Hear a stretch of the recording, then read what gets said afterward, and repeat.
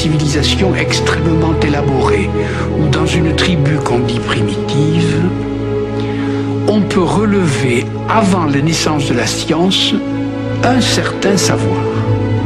Il y a presque toujours des nombres, des formes, des classifications d'animaux et des médecins. Ce n'est pas encore là le début de la science. Pourquoi? Parce que, à certains moments de l'histoire, une chose extraordinaire se passe, c'est que tous les savoirs bougent ensemble. Tout se transforme et tout se met à naître. Et, par exemple, actuellement, tout change. Les techniques de savoir, bien sûr, l'enseignement, les mathématiques, la physique, l'astronomie, la chimie, la médecine, etc. Il semble tout d'un coup que le corps du savoir avance comme un grand fleuve, comme un tronc majeur.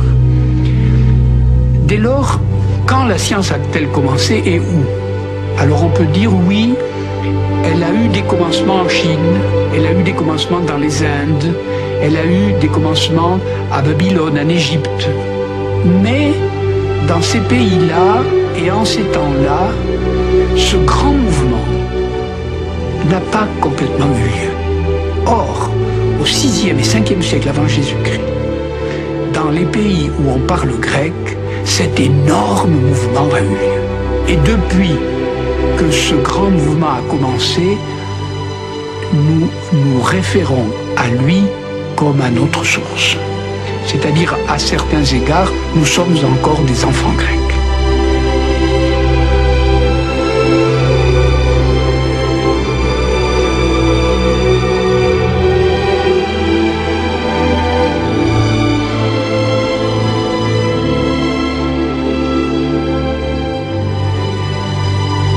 Ce que les Grecs inventent d'abord, c'est ce qu'ils ont nommé la paideia. C'est-à-dire, au fond, ce que nous appellerions l'éducation des enfants. Qu'apprenait-on? On apprenait d'abord l'Odyssée d'Homère, l'Iliade et l'Odyssée d'Homère, les poèmes homériques. Et l'Odyssée est un voyage. On voyait partir Ulysse, le marin astucieux, dans toutes les terres et les mers inconnues. Et ce voyage, c'était la pédagogie. Lorsqu'Ulysse part en voyage, il part par les terres connues et les mers inconnues, et par conséquent, on cartographie le monde. Et le premier apprentissage de l'enfant grec, c'est le monde. La géographie. Par parenthèse, à mesure qu'on fait de la géographie, on fait aussi un peu d'histoire. Les peuples que l'on rencontre, les terres que l'on traverse, et ainsi de suite. Mais lorsqu'on navigue, il faut tout de même se repérer, et non seulement on observe les côtes, mais on observe aussi le ciel. Immédiatement, on apprend des éléments d'astronomie. Mais pour naviguer, il faut savoir aussi barrer, amener les voiles, l'ensemble des actes que fait un marin sur un bateau. Mais de plus, comment construire le bateau? Mais de plus, comment se repérer avec la lumière? Et par conséquent, tous les arts, tous les métiers et toutes les sciences du temps sont enveloppés dans le récit de l'Odyssée. Et la paideia est à la fois savante, parce que beaucoup de choses scientifiques se trouvent dans ce texte, mais elle est aussi plaisante, parce que l'Odyssée est un texte merveilleux qu'on peut réciter parce qu'il y a des vers et chanter parce qu'il y a de la musique.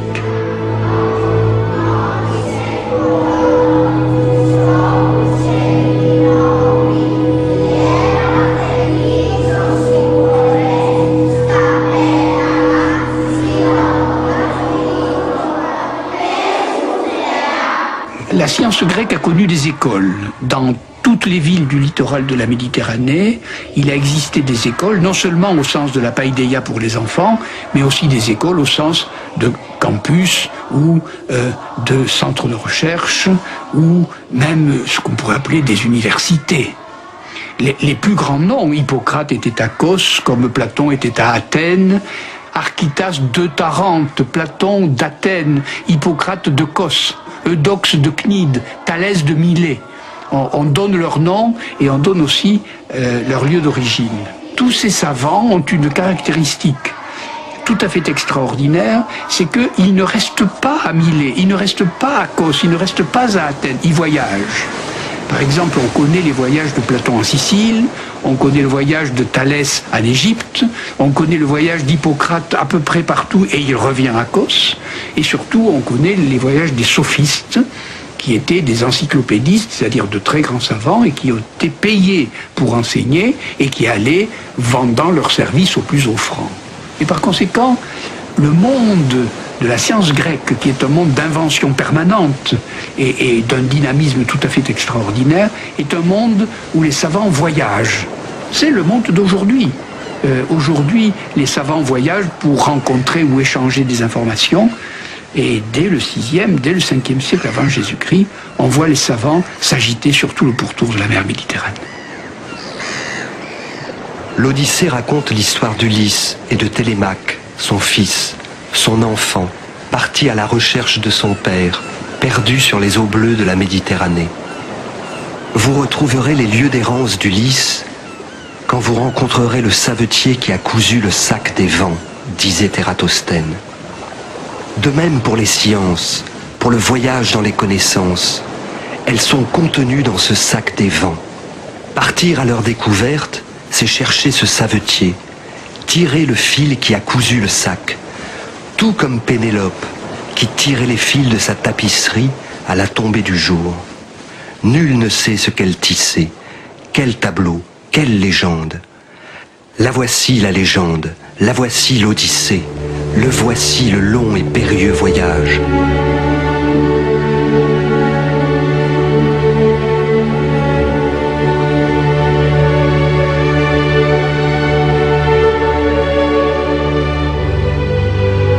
Dans un endroit tout à fait petit, entre la côte turque et quelques îles de la Méditerranée, comme un coup de tonnerre, une invention a eu lieu voici déjà 2 millénaires. Et cette invention tient à un mot, un seul mot. Lorsque nous voulons parler de science aujourd'hui, nous disons par exemple biologie, ça veut dire bio, la science du vivant. On dit cosmologie, cosmos c'est la science du monde. On dit topologie, topos c'est la science des lieux. Mais dans tous les cas on dit logie. Et logie ça veut dire le discours rigoureux. Et cela se disait en grec logos. Nous ajoutons à tous les mots logie pour dire qu'il s'agit d'une science. Et ce logos, qui voulait dire la parole ou le discours dans la langue grecque ordinaire, voulait dire dans la science le rapport A sur B. Et encore mieux, le double rapport A sur B égale C sur D. Et ils appelaient cela l'analogie. Et ce logos, ou ce rapport, a été inventé exactement dans ce lieu. Voici comment.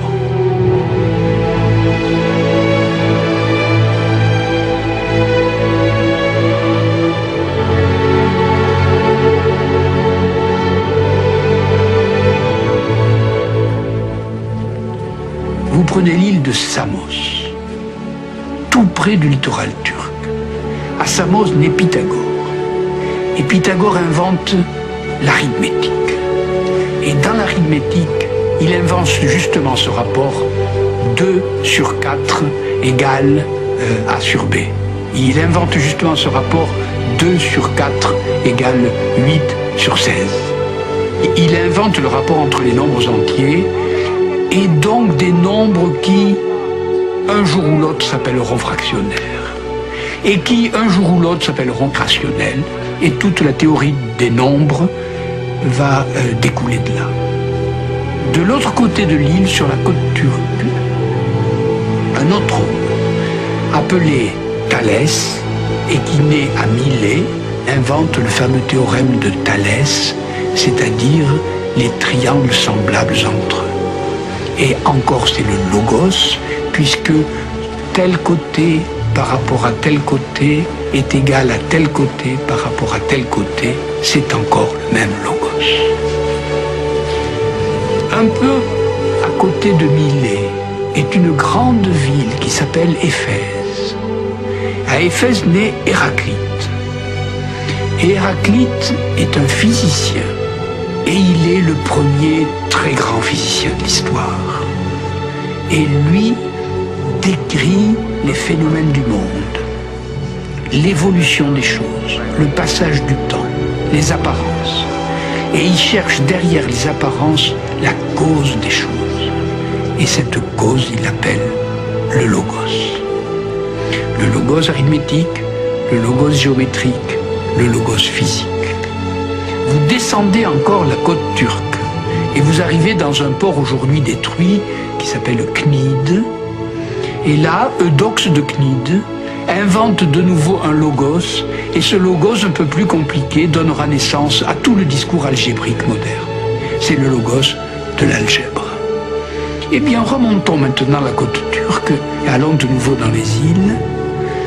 Et juste à côté de Samos, il y a une île appelée Patmos, où, bien après l'ère grecque, Saint Jean l'évangéliste a écrit cet extraordinaire début de son évangile, où de nouveau il dit « Au commencement était le Logos ». Et ce Logos, pour lui, c'est encore un rapport, exactement le même rapport que l'ère grecque avait inventé, puisqu'il dit « Dieu est à son Fils ce que son Fils est à l'homme même ». Donc il dit de nouveau le rapport et l'égalité de deux rapports.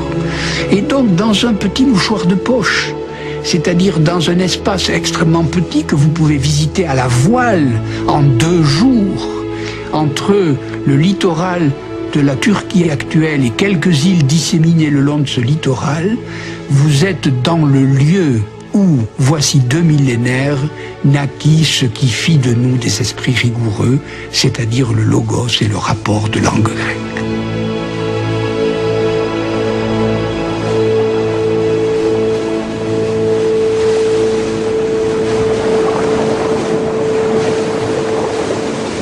Pour bien comprendre l'esprit grec, une carte fait bien voir que Babylone est au centre du monde et que le fleuve qui l'arrose, l'Euphrate, est le fleuve principal du monde et que toutes les populations alentour sont à la fois lointaines et un peu oubliées, méprisées.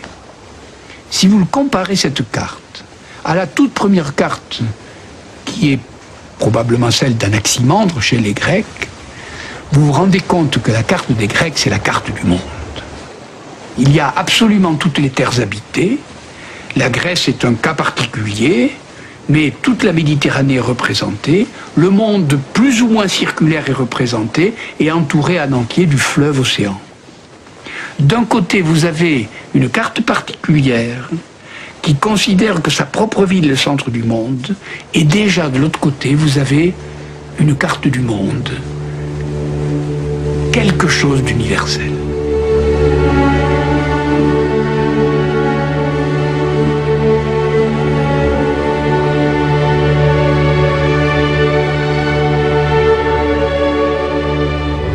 Muse, dis-moi le héros aux 1000 expédients, l'inventif, qui tant erra quand sa ruse eût fait mettre à sac l'acropole sacrée de Troade, qui visita les villes et connut les mœurs de tant d'hommes.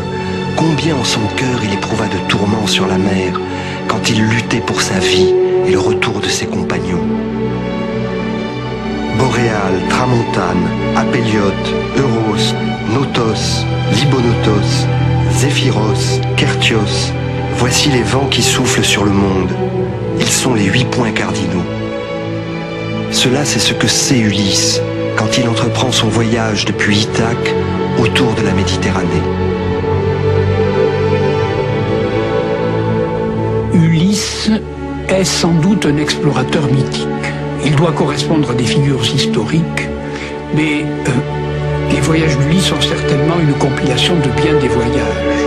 Mais nous connaissons des explorateurs réels, par exemple Pythéas de Marseille.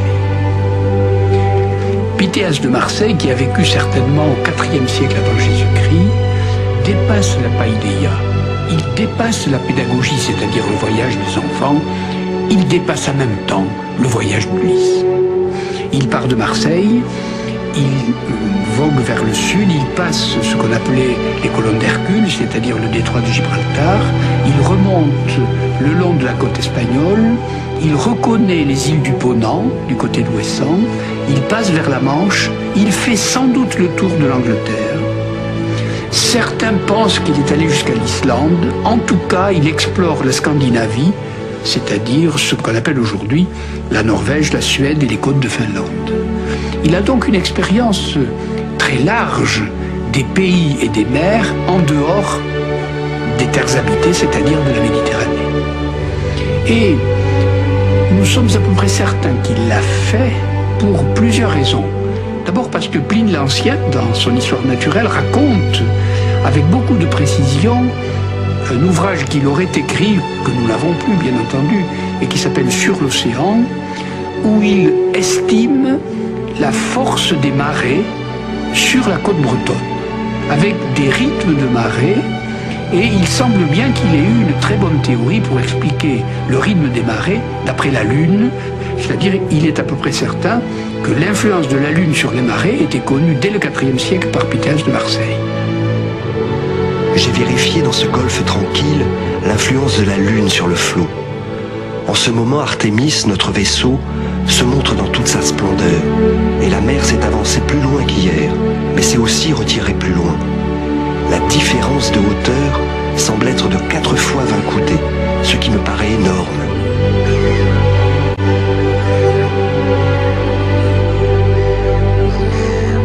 Mais d'autre part, on a aussi un témoignage de lui sur le raccourcissement des jours selon les saisons. Et ce pourquoi nous croyons qu'il est allé si haut, c'est qu'il y a un texte de lui où il semble que Pythéas ait dit qu'il ait vu le soleil se lever immédiatement après s'être couché. Par conséquent, il serait allé sur des latitudes très hautes au moment de l'été. Et nous n'avons à cette époque que son témoignage pour parler de la longueur des jours, de la longueur variable des jours.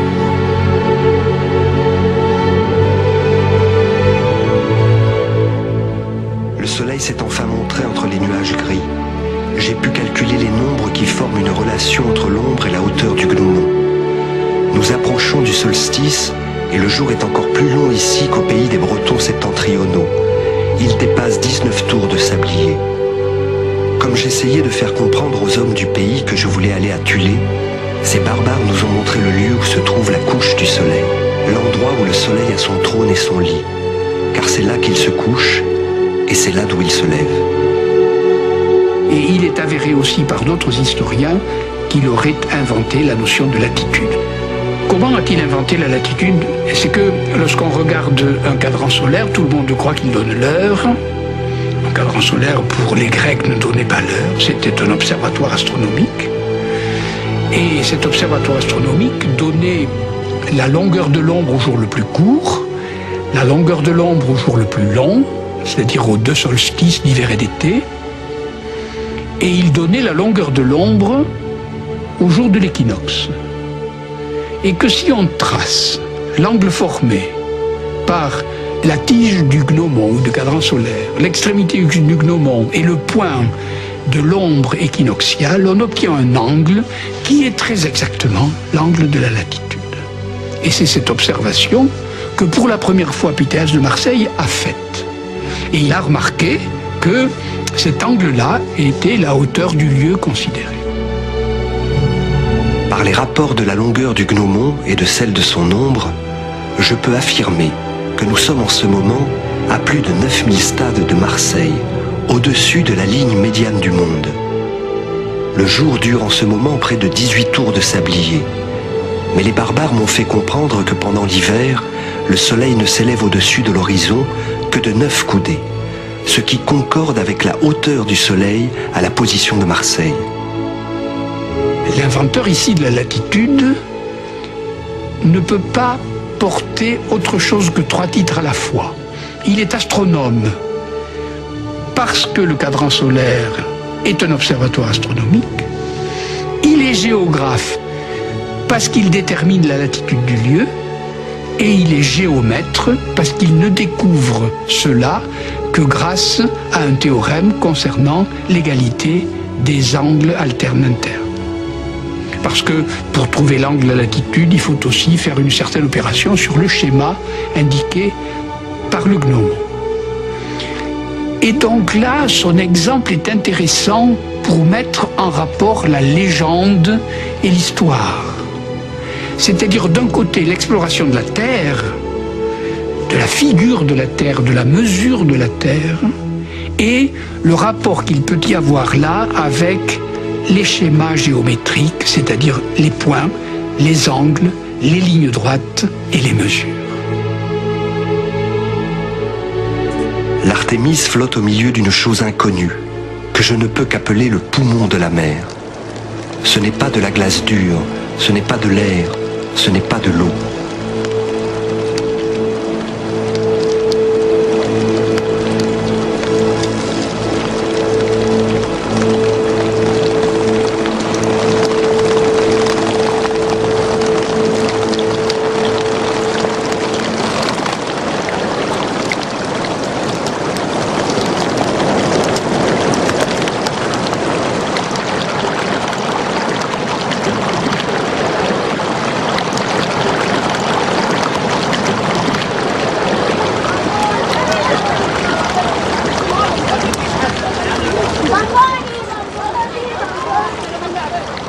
Hérodote raconte dans son livre sur l'Égypte, dans ses histoires, que Sésostris, le pharaon, a partagé un jour la terre entre les paysans égyptiens. Chacun avait son lot et chacun travaillait son lopin de terre. Et il ajoute qu'au moment de la crue du Nil, lorsque les eaux recouvrent complètement les champs, il arrivait parfois qu'en se retirant ou en venant, les eaux du Nil écornent une partie de ce champ. C'est-à-dire qu'il y a un affouillement dans la rive, qui est un effondrement de terrain, et que le paysan égyptien se trouve tout d'un coup lésé. Bien entendu, le partage des terres qu'avait fait le pharaon était un partage qui assurait la subsistance, certainement, la propriété de chacun, mais surtout, il calculait ainsi l'assiette de l'impôt. Or, lorsque le paysan se trouvait frustré d'une partie de son terrain, il gagnait moins d'argent et il voulait payer moins d'impôts. Alors, dit Hérodote, le pharaon envoyait sur place un fonctionnaire royal qu'on appelait Harpédonapte. Ce nom barbare signifie l'homme qui tient le cordeau, c'est-à-dire le géomètre. Et le géomètre au sens que nous donnons encore à ce terme lorsqu'on fait des mesures sur le terrain. Et alors il allait sur place, l'Harpénodapte, l'homme du cordeau, allait sur place et mesurait le fragment de terrain qui manquait. Et là, on déduisait de là l'impôt que le paysan égyptien n'avait plus à payer. Donc dans cette histoire, il y a à la fois le partage des terres, le dessin de chaque champ, carré, rectangle, losange. Ensuite, l'affouillement de terrain qui enlève une partie de ce champ aux paysans et le rapport entre la surface de la terre et l'assiette de l'impôt. Et Hérodote conclut de cette histoire que probablement c'est de là qu'est née la géométrie. Mètre, ça veut dire mesurer, et géo, ça veut dire la terre, comme dans géographie. Donc géométrie, ça veut dire mesurer la terre. Est-ce que de là viendra la géométrie abstraite? C'est toute la question.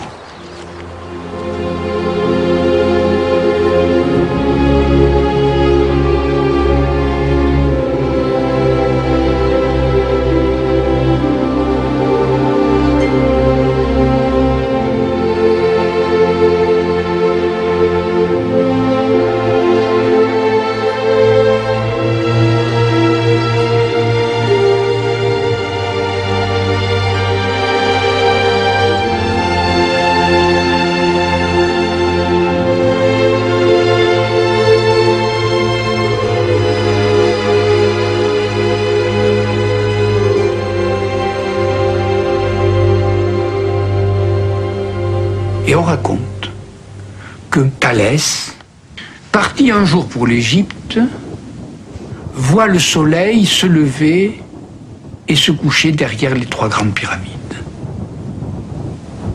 Et mesurant l'ombre que faisaient les pyramides devant le soleil, il a rapporté cette ombre à l'ombre que faisait son propre corps à la même heure.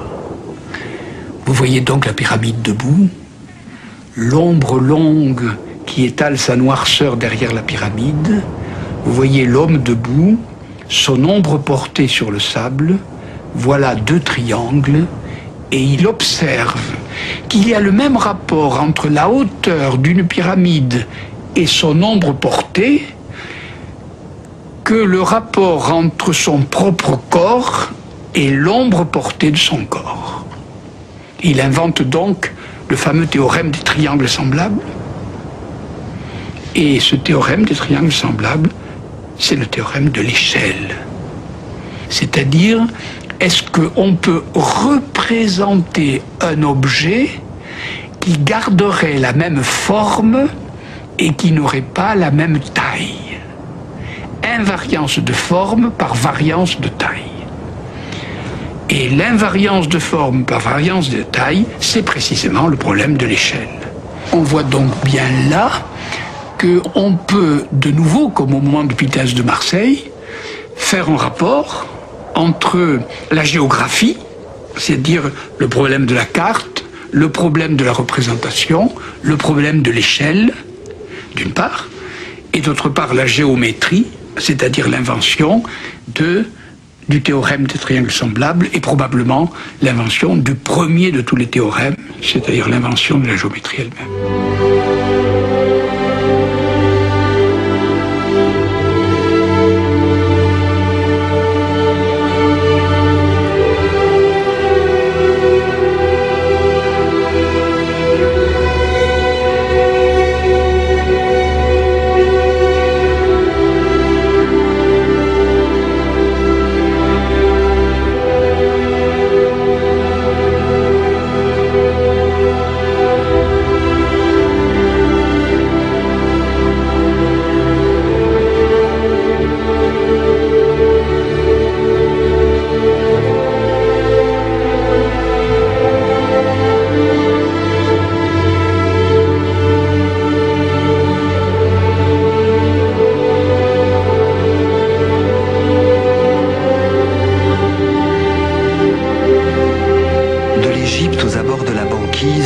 Des ciels du sud au ciel du nord, hémisphère austral, hémisphère boréal, le voyage de Pythéas de Marseille avait permis de cartographier la Terre, mais aussi d'une certaine façon de cartographier le ciel. Le ciel des Grecs n'était pas le ciel de l'Islande découverte par Pythéas, ni celui de l'Égypte où s'étaient rendus Thalès et Ératosthène. Le voyage avait permis d'agrandir ensemble terre et ciel. Ulysse lui-même avait dû voir des constellations près de l'actuelle Tunisie, qu'il ne pouvait voir dans le ciel d'Ithaque.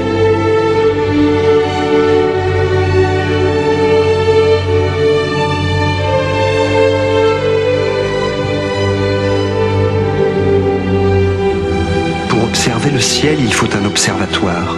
Les Grecs n'en avaient pas. Ils n'en avaient pas besoin dès lors qu'ils avaient un axe fiché dans le sol, un cadran solaire, un gnomon. Voici une éclipse de lune. Nous voyons l'ombre de la Terre qui vient cacher lentement la lune. Les Grecs connaissaient la taille de la Terre, mesurée par Ératosthène. L'ombre de la Terre est 3 à 4 fois plus grande que la lune. Les Grecs connaissaient la taille de la lune.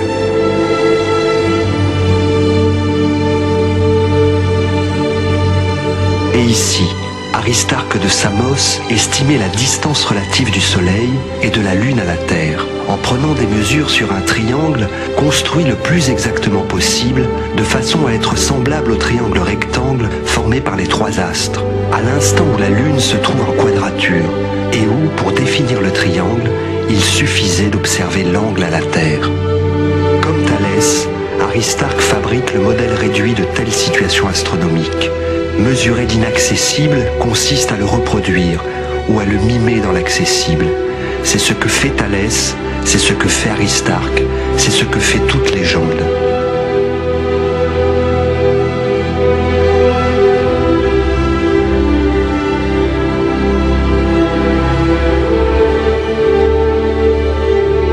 Certaines étoiles bougent dans le ciel.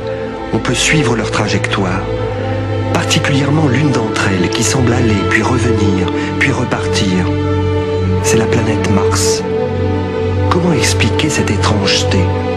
Il y a deux sphères, l'une dans l'autre. La première contient les étoiles fixes, la seconde les astres errants, les planètes. Les deux sphères tournent l'une dans l'autre. C'est ce mouvement qui explique le monde. Ce mouvement combiné produit une courbe. Eudoxe l'appelait l'hypopède. Ce ne sont pas des sphères qui tiennent les astres ensemble, nous le savons aujourd'hui. C'est une force, la gravitation universelle. Mais l'explication d'Eudoxe avait le mérite de proposer un modèle.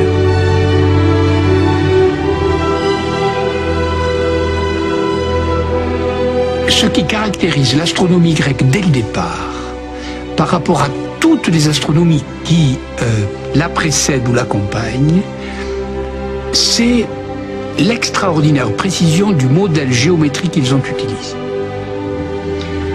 Les Grecs n'avaient qu'une idée, et ils le disent très souvent, c'est de rendre compte des apparences.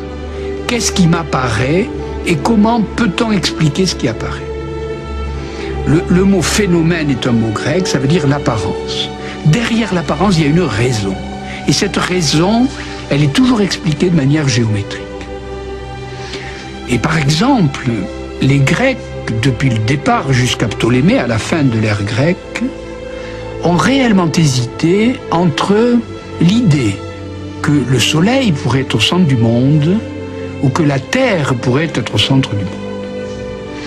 Et donc il y a deux modèles possibles, ce qu'on a appelé le géocentrisme, la Terre est au centre du monde, ou l'héliocentrisme, le Soleil est au centre du monde.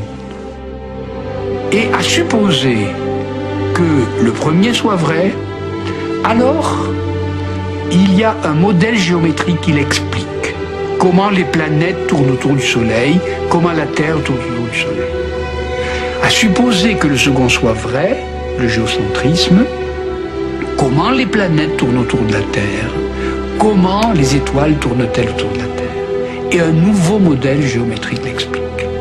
Et il disait, dans ce cas-là, il y a équivalence des hypothèses, c'est-à-dire, étant donné que je peux expliquer de façon rationnelle et le mouvement du monde d'après la première hypothèse et le mouvement du monde d'après la deuxième, alors les deux modèles sont équivalents.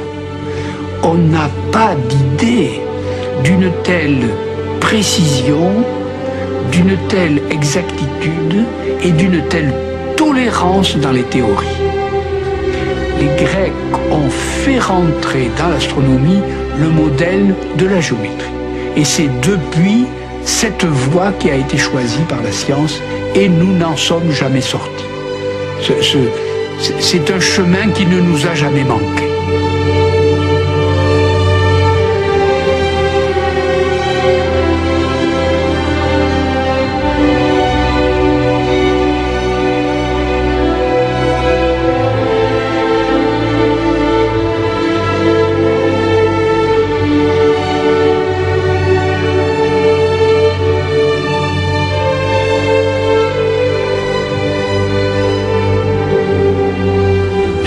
De très passionnant dans le cas de la musique, c'est d'abord l'application de l'idée d'harmonie musicale à toute la physique et au monde.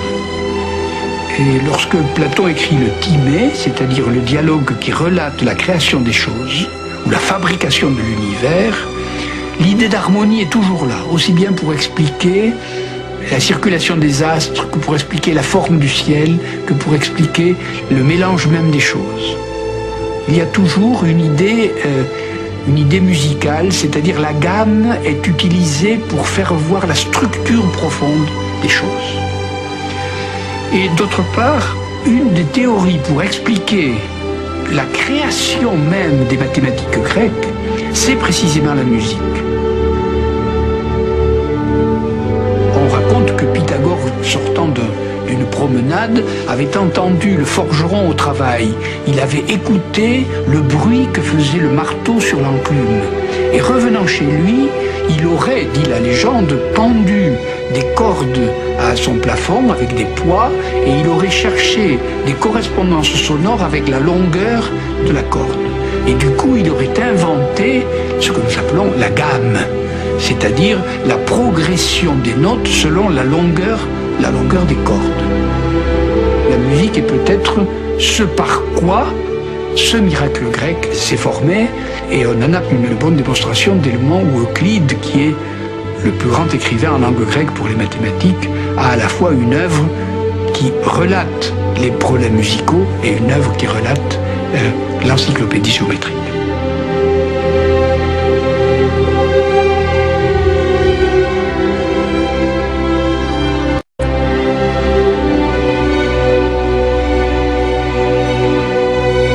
La théorie qui touchait à la fois au monde physique et au monde abstrait chez les Grecs était la théorie pythagoricienne, qui n'avait d'ailleurs qu'une phrase pour l'exprimer: toutes choses sont nombre. Il voulait dire par là que le nombre était le modèle d'explication générale de toute chose. Et donc cela a été vrai pour l'astronomie, aussi bien le mouvement des cieux, cela a été vrai pour la musique, puisque les rapports musicaux n'étaient que des nombres. Cela a été vrai pour absolument toutes les apparences, pour l'histoire, pour la datation, et même probablement pour les petits cailloux. Ces petits cailloux que les latins appelaient calculus, c'est-à-dire ceux avec quoi on fait le calcul. Donc même la structure atomique ou la structure intérieure des choses était exprimable par des nombres. Il y a donc dans cette théorie une sorte d'arithmétique universelle qui nous fait rêver aujourd'hui, parce que lorsqu'on voit même la mécanique quantique, elle dit un peu de ces choses-là, ou même certains développements de nos algorithmes aujourd'hui, où on voit bien aussi que tout est nombre.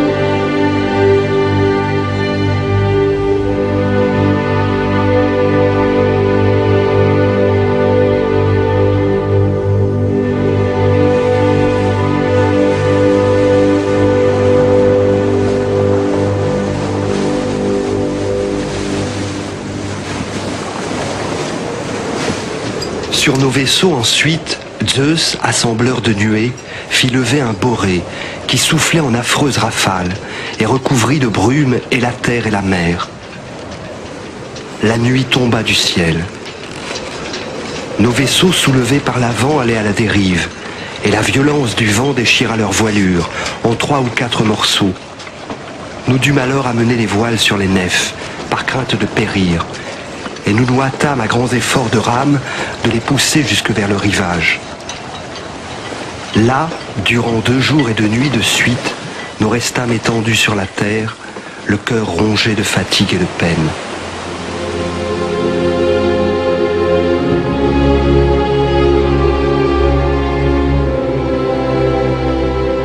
Les Grecs se demandaient ce que c'était que la nature, comment elle était faite. La grande trouvaille des Grecs, c'est l'idée qu'il existe une nature, une physis, c'est-à-dire la physique.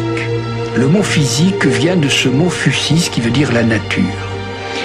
Et il existe une nature inerte et une nature vivante. Et il faut explorer cette nature presque déjà comme un objet. On peut comprendre là l'explosion de la science grecque à ce que cette nature était indépendante des dieux. Au fond, avant les explorations de la science grecque, la médecine, la physique sont toujours plus ou moins mêlées aux activités d'un devin, d'un prêtre, d'un exorciste, plus ou moins mêlé à des pratiques magiques, à des pratiques, disons, de l'histoire des religions. Chez les Grecs, il y a une vraie coupure entre le monde des dieux d'un côté et de l'autre, le monde de la science. Et c'est peut-être une des raisons du miracle grec.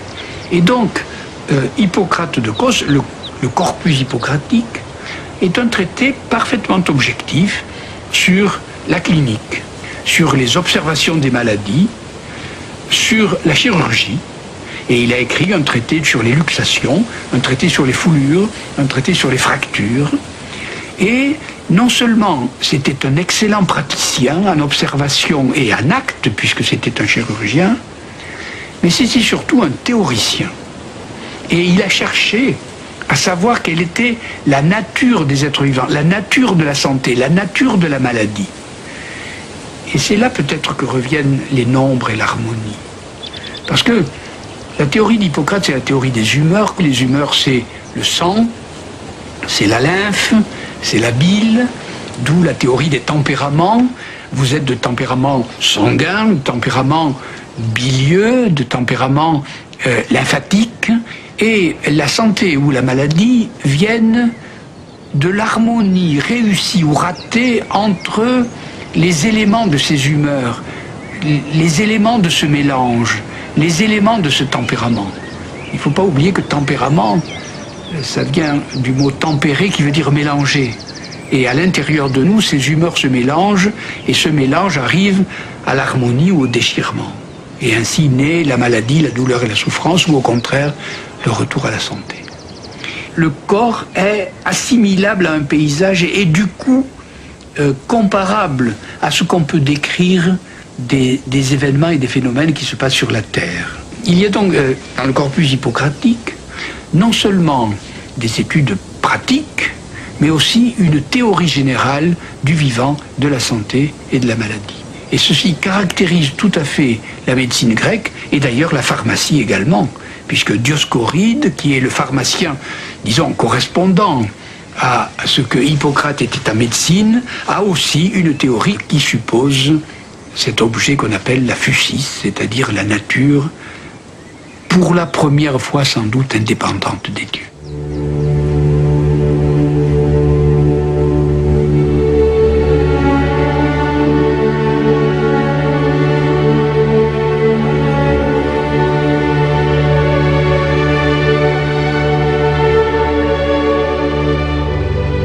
Je jure par Apollon, médecin, par Esculape, par Hygie et Panacée, par tous les dieux et les déesses, et les prends à témoin, que j'accomplirai selon toutes mes forces et mes capacités ce serment tel qu'il est écrit.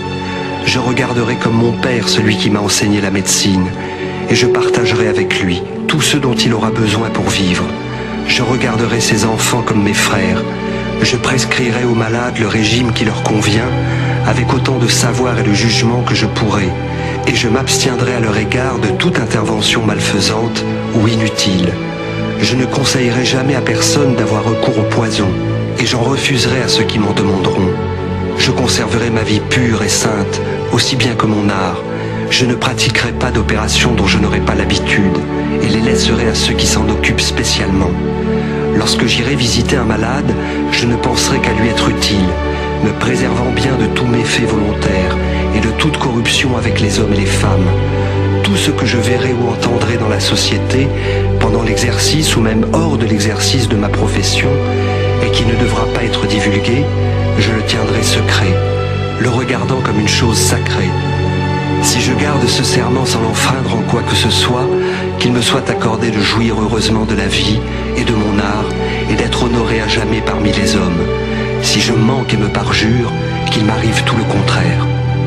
C'est ce serment qui est prononcé aujourd'hui encore par tout médecin qui veut exercer son art, le serment d'Hippocrate.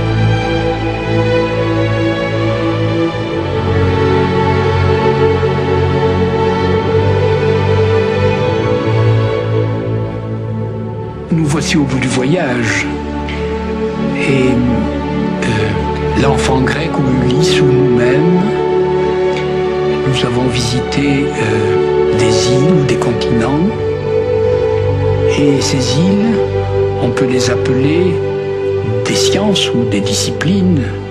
Il y a eu le continent mathématique, le continent astronomie, le continent physique, le continent médecine, pharmacie. Nous voici donc au bout du voyage. À un certain moment, la science grecque disparaît.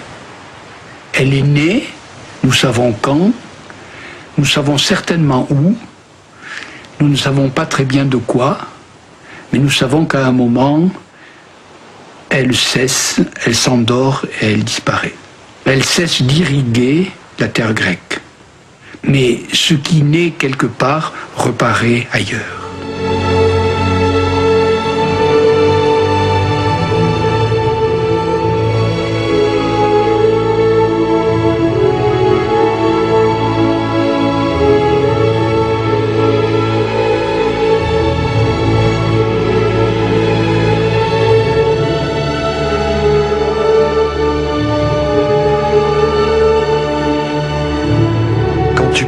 Pour Ithaque, souhaite que le chemin soit long, riche en péripéties et en expériences. Ne crains ni les lestrigons, ni les cyclopes, ni la colère de Neptune. Tu ne verras rien de pareil sur ta route si tes pensées restent hautes, si ton corps et ton âme ne se laissent effleurer que par des émotions sans bassesse. Tu ne rencontreras ni les lestrigons, ni les cyclopes, ni le farouche Neptune si tu ne les portes en toi-même, si ton cœur ne se dresse pas devant toi.